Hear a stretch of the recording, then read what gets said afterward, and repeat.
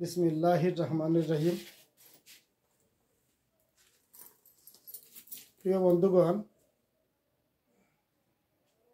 আজকে আমি যে বিষয়ের উপরে আলোচনা করব সেটা হলো ক্লাসিক্যাল হোমিওপ্যাথি। ক্লাসিক্যাল হোমিওপ্যাথি বলতে কি বোঝায়? ক্লাসিক্যাল হোমিওপ্যাথি মানে আসল হোমিওপ্যাথি, অর্গানন ভিত্তিক হোমিওপ্যাথি, এনিমেনিয়ান ফর্মুলায় হোমিওপ্যাথি। তো বন্ধুগণ, এনিমেন হোমিওপ্যাথি আবিষ্কার করতে গিয়ে হোমিওপ্যাথিকে 6 বার ডেভেলপ করেছেন। 6 বার ডেভেলপের 5 নম্বর পর্যায়ে হেনিম্যান পঞ্চম সংস্করণে হোমিওপ্যাথিক সেন্টিসিমেল ঔষধ আবিষ্কার করেছেন। যে ঔষধটা আমরা লিকুইড ঔষধ, ফুরিয়া, পানি এবং পিল ফর্মে ব্যবহার করতে পারি।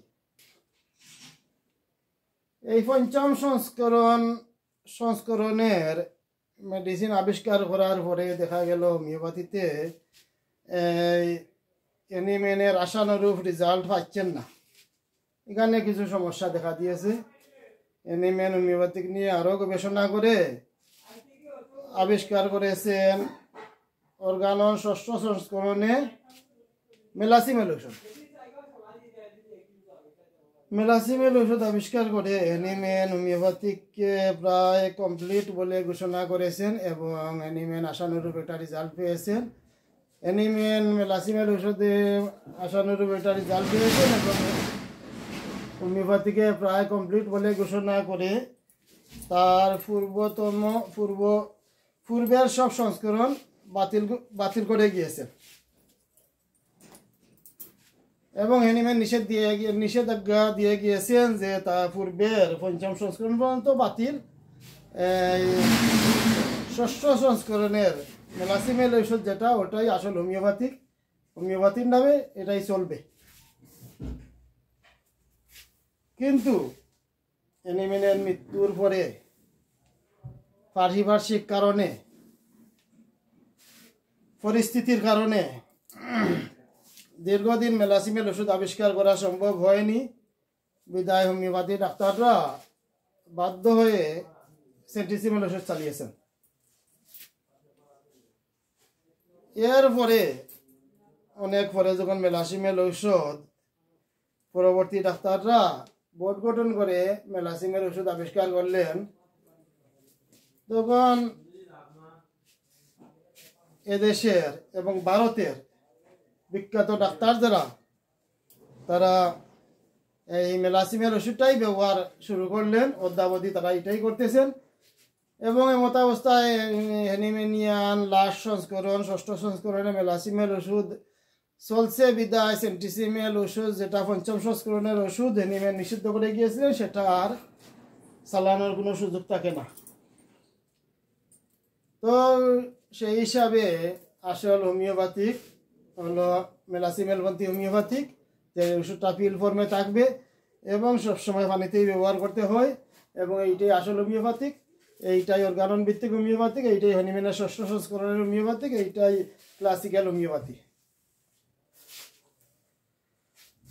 এমতাবস্থায় অনেক ডাক্তাররা হোমিওপ্যাথির নামে এখনো দেখা যায় কেউ পেটেন্ট ফাইল ব্যবহার করছে, কেউ ট্যাবলেট ব্যবহার করছে, কেউ ইঞ্জেকশন ব্যবহার করছে এবং এই মেডিসিনগুলা হোমিওপ্যাথিকর নামে চালিয়েছে।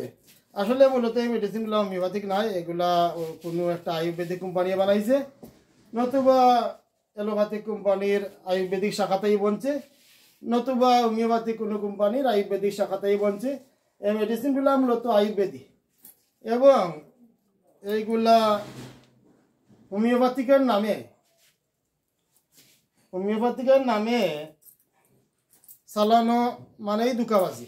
কারণ হোমিওপ্যাথিকে এই ধরনের কোনো মেডিসিনের স্থান নাই। এই মেডিসিনগুলো এনিমেনের নিষিদ্ধ মেডিসিন এবং এই অ্যানিমেনের নিষিদ্ধ মেডিসিন হোমিওপ্যাথিকর নামে অনেকে চালিয়েছে।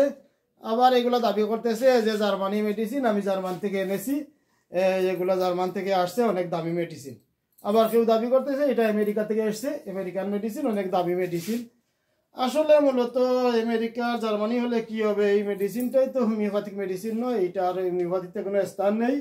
এইগুলা ওয়ান টাইম রেজাল্ট দিবে। এনিমেন এগুলাকে অনেক আগেই নিষিদ্ধ করে গিয়েছেন, যেহেতু হোমিওপ্যাথিক চিকিৎসা মানুষ যে আশা নিয়ে আসে একটা স্থায়ী উপশমের জন্য। এই যে পেটেন্ট ট্যাবলেট ইনজেকশন যাই বলেন না কেন, এগুলাতে হ্যানিম্যানের আশানুরূপ এই হোমিওপ্যাথিকার সিস্টেম অনুযায়ী স্থায়ী রেজাল্টের কোনো ব্যবস্থা নাই। এগুলা ওয়ান টাইম ঔষধ, এগুলা হোমিওপ্যাথিকের নামে চালানি মানেই ধোঁকাবাজি। সুতরাং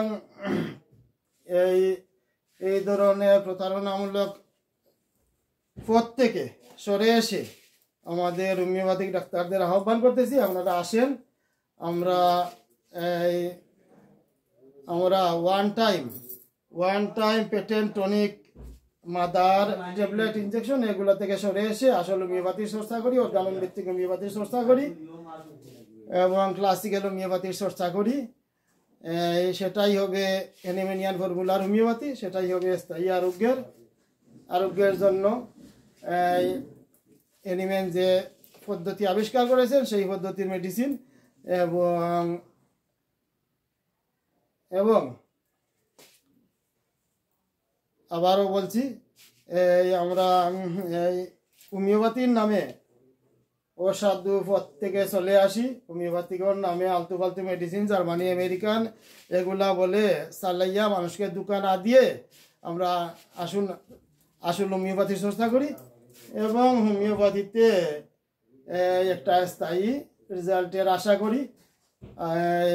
এইটাই আমার বক্তব্য এবং এইটাই আমার আশা। সবাই ভালো থাকেন। আসসালামু আলাইকুম।